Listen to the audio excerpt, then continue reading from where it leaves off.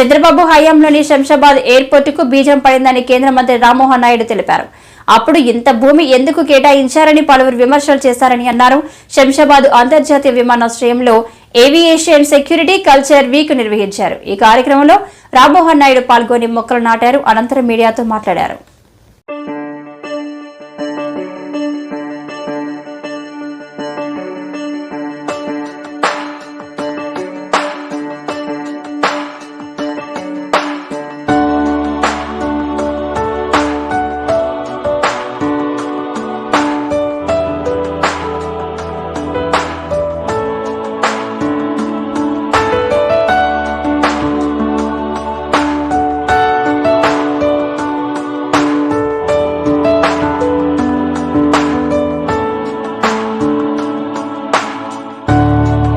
Security తాలూకా పాత్ర ఎంత ముఖ్యమైనటువంటిదో గతంలో కూడా చూసాం. ఎటువంటి సంఘటనలు ఎటువంటి వచ్చినా సరే భారతదేశంలో మాకున్నటువంటి బీకాస్ సంస్థ ద్వారా సెక్యూరిటీ మెజర్స్లో ఎక్కడ ఎటువంటి లోపాలు లేకుండా బలమైనటువంటి చట్టాలతో బలమైనటువంటి సెక్యూరిటీ మెజర్స్తో ఎప్పుడు కూడా సెక్యూరిటీని మన భారతదేశంలో ప్రపంచ స్థాయిలోనే ఒక ఉన్నతంగా మెయింటైన్ చేయడానికి మనం అందరం కూడా కృషి చేస్తూ ముందుకు వచ్చాం.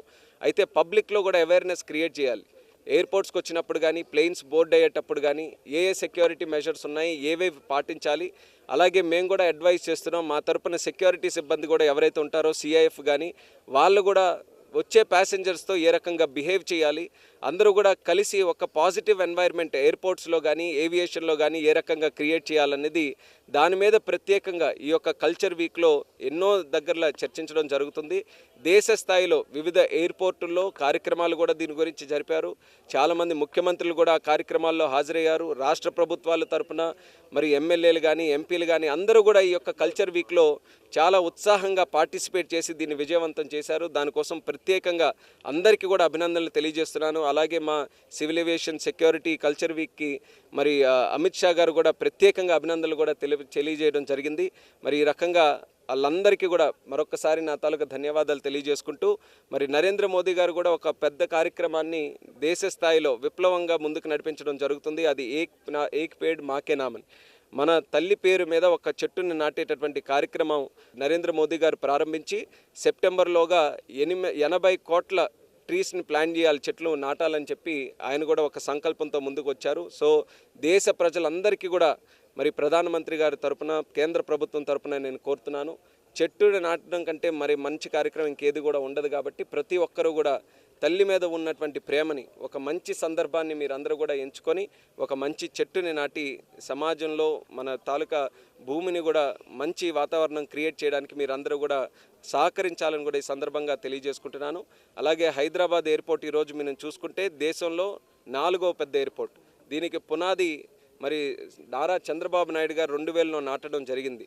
ఆయన తాలూకా ఆలోచన ద్వారా మొట్టమొదటిగా మన దేశంలో గ్రీన్ఫీల్డ్ ఎయిర్పోర్ట్ కింద ఈ హైదరాబాద్ ఎయిర్పోర్ట్ రావడం. ఆ రోజు చాలామంది ఎందుకు ఇంత పెద్ద ఎయిర్పోర్టు ఇన్ని ఎకరాలని అన్నప్పటికీ ఈరోజు 4th largest airport in the country అయి one of the top 10 airports in the whole వరల్డ్లో ఈరోజు అయ్యింది. ఇప్పుడు మనం చూసుకుంటే చాలా అద్భుతంగా ఈ యొక్క ఎయిర్పోర్ట్ను కూడా డెవలప్ చేసుకోవడం జరిగింది. కాబట్టి ఈ ఎయిర్పోర్ట్కి వచ్చి ఇక్కడ ఒక కార్యక్రమం జరుపుకోవడం అనేది నాకు కూడా చాలా గుర్తుండిపోయేటటువంటి కార్యక్రమంగా నేను భావిస్తున్నాను. హైదరాబాద్ ఎయిర్పోర్ట్ని డెవలప్ చేస్తాం. అలాగే తెలంగాణలో కూడా పలు సందర్భాల్లో ఇంకెక్కడెక్కడ ఎయిర్పోర్ట్లు వస్తాయన్న ఆలోచనతో చాలా డిస్కషన్స్ కూడా జరిగాయి. సో మా డిపార్ట్మెంట్లో కూడా ఇంకా తెలంగాణలో ఎక్కడెక్కడ ఎయిర్పోర్ట్స్ రావచ్చన్న దాని మీద కూలంకుషంగా మేము కూడా స్టడీ చేస్తున్నాం. అతి త్వరలోనే వివరాలు కూడా నేను చెప్తాను. ఖచ్చితంగా నా తాలూకా ఇంటెన్షన్ కూడా ఈరోజు తెలుగు రాష్ట్రాల్లో ఎయిర్పోర్ట్స్ తాలూకా యాక్టివిటీని ఇంప్రూవ్ చేయాలని నేను బలంగా ప్రగాఢంగా దాని వెనక విశ్వాసంతో ముందుకు నడుస్తున్నాను. కాబట్టి తెలంగాణలో కూడా అదనంగా ఎయిర్పోర్ట్స్ని తయారు చేయడానికి నా వంతుగా పూర్తి శాతం కృషి చేస్తాను. అందరూ కూడా దానికి సహకరించాలని కోరుతున్నాను.